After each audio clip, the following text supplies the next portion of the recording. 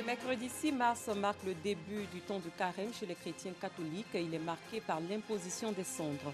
Entre chômage et crise du logement, des jeunes Algériens ont perdu espoir, mais sont toujours engagés contre un 5e mandat du président Abdelaziz Bouteflika. Bonsoir, bienvenue dans le 19h. Le mercredi des cendres débute le carême, période de 40 jours qui se termine par la passion et la résurrection célébrée à Pâques. Ce jour est marqué par une célébration au cours de laquelle le prêtre trace une croix sur chaque fidèle. Ici en Côte d'Ivoire, les chrétiens sont invités à entrer dans le combat spirituel à la suite de Jésus-Christ. Il s'agira de prier et jeûner, mais aussi de partager avec leurs frères.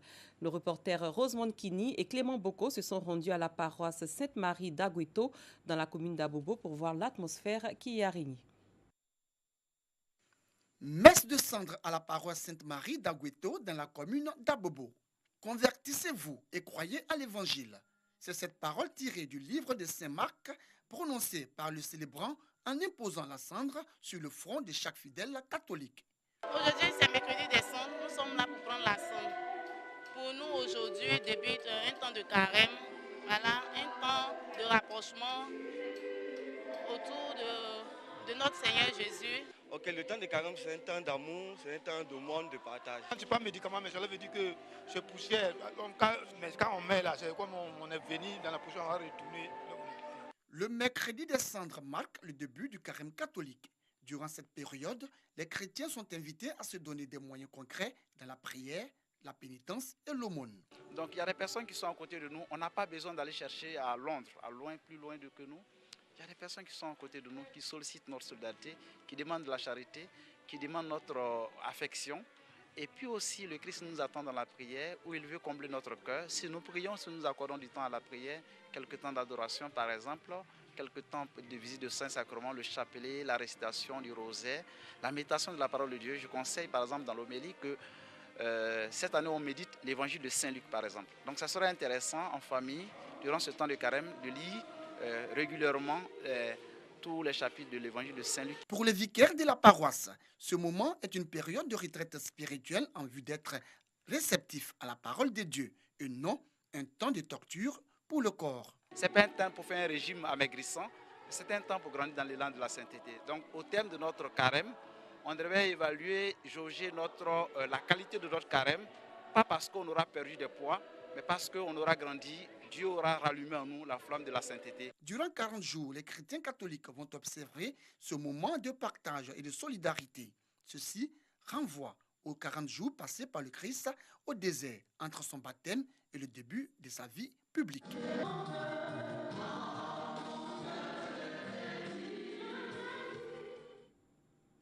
Dans la ville de Bouaké, 85 femmes du secteur du vivrier sont instruites sur l'intérêt des technologies de l'information et de la communication.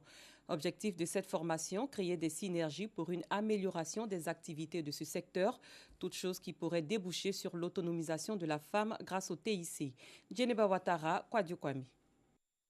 En Côte d'Ivoire, les femmes vivant en zone rurale représentent 67% de la main-d'œuvre agricole et assurent 60 à 80% de la production alimentaire. Malheureusement, elles sont confrontées à d'énormes difficultés: stockage, production, conservation, transport, commercialisation, ce qui porte un frein à leur bien-être socio-économique. En vue de permettre aux femmes d'améliorer leurs activités agricoles pour leur autonomisation, le gouvernement décide de les sensibiliser à l'usage des TIC. Pour y parvenir, un atelier de formation avec les acteurs de la chaîne du vivrier est initié sur le thème « Le numérique, une alternative à l'autonomisation de la femme du vivrier à Bouaké ». L'atelier est initié par le ministère de la Famille, de la Femme et de l'Enfant en collaboration avec le ministère de l'Agriculture et du Développement rural. Dans ce domaine, il est important que des moyens, des opportunités soient données à ces femmes pour développer donc leur pouvoir d'action. Et entre autres choses, à travers cet atelier, c'est des formations qui leur sont données pour développer leurs compétences. Durant 2 jours, les travaux de réflexion vont porter sur le changement climatique, la biodiversité et l'agriculture durable. Comment reconnaître et combattre les maladies du manioc et femmes, TIC et agriculture durable. Impact des TIC dans ces activités. D'autres thèmes à l'ordre du jour. La maladie de la strie brune du manioc, qu'on appelle communément l'Ebola du manioc. Cette maladie qui est en train de venir, elle détruit à 100% les boutures. Nous devons pouvoir prendre des dispositions pour éviter que cette maladie arrive chez nous. Donc nous avons discuté un peu avec nos mamans, nos sœurs pour voir qu'est-ce qu'on peut faire ensemble. Si vous voulez faire qu'une seule culture, vous pouvez mettre plusieurs variétés afin que lorsqu'une variété devient fragile, les autres variétés puissent au moins résister au problème qui va venir. L'atelier vient à point nommé pour les bénéficiaires. Pour que tu aies la qualité des produits, il faut la formation. Et je pense qu'elle doit pousser fortement pour que cette formation soit assurée à beaucoup de femmes qui sont dans le domaine de la production pour qu'on gagne. Au total, 85 personnes prennent part à cette formation qui va aboutir sur de nouvelles expériences pour les femmes.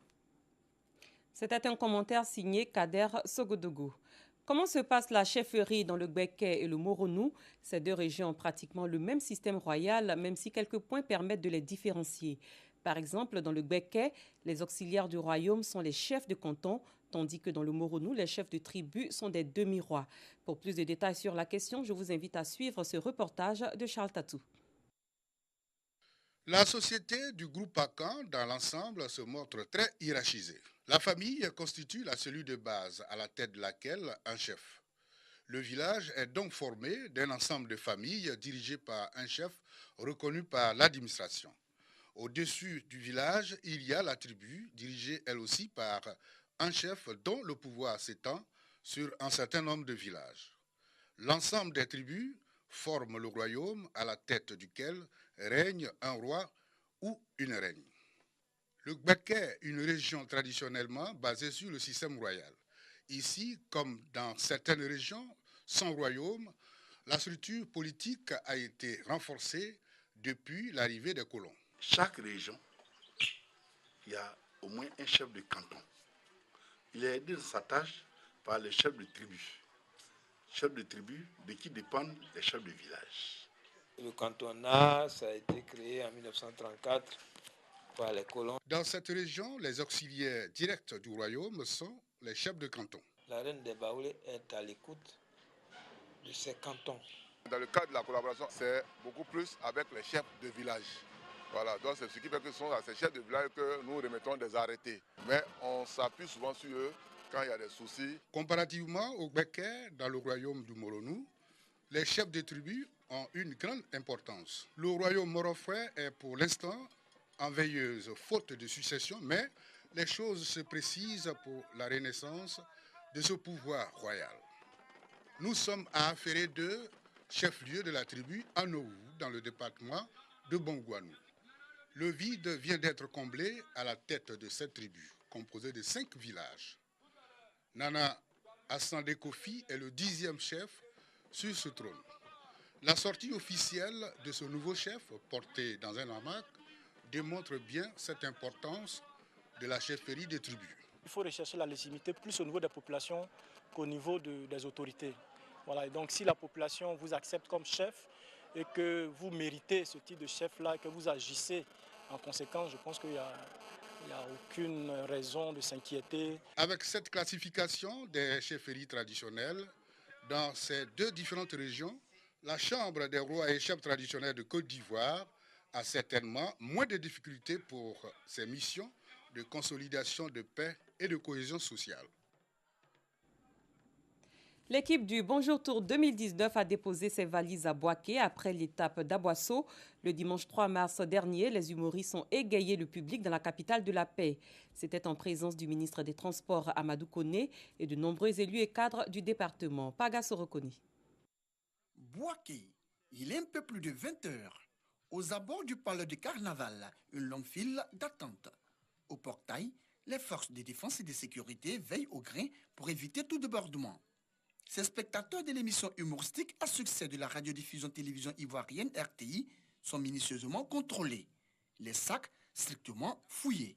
Un contrôle qui va permettre aux forces de l'ordre de retrouver dans le sac de ce jeune homme des objets dangereux. Après la foule, on a vu qu'il a des tournevis qu'on peut utiliser pour agresser quelqu'un. Il y a des objets tranchants et piquants, tout ça. Donc c'est pas la peine qu'on lui permette de pouvoir assister. Mais qui peut aller déposer peut revenir. Parce que notre objectif, il faut qu'il y ait zéro incident. Quelques minutes plus tard, le concerné, un réparateur de portable, se retrouve à nouveau dans le rang. Je n'ai pas voulu faire du mal à quelqu'un. Je sais pas ici qui est au travail, il doit maintenant ici, de se venir directement ici. J'espère qu'arriver à la maison, ici venu regarder Bonjour 2019. Rassurés de s'être débarrassés de ces objets gênants, les agents de sécurité l'autorisent à regagner la salle. Avoir accès à la salle, un vœu cher à tous ces spectateurs, personne ne voulant se faire compter l'événement. Je suis venue voir Bonjour 2019. Je vais me faire plaisir, je vais voir ça vis-à-vis. Il n'y a pas d'âge pour le rire. À l'intérieur, les partenaires et les premiers spectateurs sont égayés par les humoristes locaux. C'est derrière, il aime. Les mômes sont derrière, là. Bon, à la cabo. Je suis venue pour m'amuser et rire. C'est ma première fois d'assister. Bonjour 2019. Les voir tous les jours, ça nous donne une certaine motivation. Rire, guérit. Donc le fait de les voir, eux revenir rire encore, ça nous ragaillardit, ça nous guérit et vraiment ça fait un plaisir. À l'arrière du podium, certains humoristes se font maquiller quand d'autres sont en pleine conversation. Moi, je ne sais pas, mais bon, comme c'est une obligation, je dois passer par ici. Sinon, je n'ai pas besoin de tolérer peinture, tout ça. Je n'ai pas besoin de ça. Les membres de l'équipe de production, quant à eux, reçoivent les dernières consignes de la part de leurs responsables. 21h30, le parrain de Bonjour Boaké, le ministre des Transports Amadou Koné et le maire de la commune de Boaké font leur entrée. Le spectacle peut alors commencer. Quand tu regardes un film hindou, tu ne comprends pas. Et toutes tes chansons. Un petit hindou d'un film, il a volé viande à sauce. Sa maman est sortie derrière l'enfant là. Il est en train de voler viande à sauce. Elle a regardé comme ça. Tu sais, dans les films, il y a beaucoup de suspense. Voum. Voum. Voum. Aïchi. Aïsumele Kanamaju. Les tontons qui portent fesses là, souvent, si vous souffrez, je te jure, souvent tu les vois si taper les marches comme ça. Ou bien ils ont envie de marcher comme ça. C'est parce qu'il y a beaucoup, il y a d'autres qui ont gros vent dedans. Donc quand ils portent fesses, il faut rentrer les vents. À Gamé, il a fait rentrer. Et puis il marche comme ça. Et puis il y a une femme qui a crié, mais c'est le mec quand il a fait ça. Tous les boutiques. Occasion pour le parrain et le maire de Boaké de saluer l'initiative de la RTI et féliciter les humoristes. L'année dernière, ça a été une très belle fête, mémorable pour les populations qui, elles, demandaient que l'émission cette année revienne à Boaké. Donc c'est pour vraiment apporter de la gaieté aux populations de Boaké. Dans la vie d'un homme, il faut de temps en temps des bouffées d'oxygène qui sont faites du rire. Et cette soirée qui est offerte à la population de Boaké est bienvenue. À l'issue du spectacle, population de Boaké et spectateurs de Bonjour venus d'Abidjan et de plusieurs autres villes de l'intérieur du pays se disent séduits par les différentes prestations. J'ai vu plusieurs artistes. Il y a Ramatoulaye, Anka Deka, Priscilla Degameuse. Et franchement, je suis très très heureuse. Je suis contente de les voir. J'ai trouvé ça formidable et surtout que c'est ma première fois de venir assister à Bonjour. J'ai trouvé ça vraiment formidable et j'ai vu mon fan Ramatoulaye qui me fait du rire pas possible. Après Boaké, équipe de production et humoristes se disent prêts à affronter dans quelques jours le public de Korogo pour plus d'humour et de rire. Maintenant là c'est à Boukarman.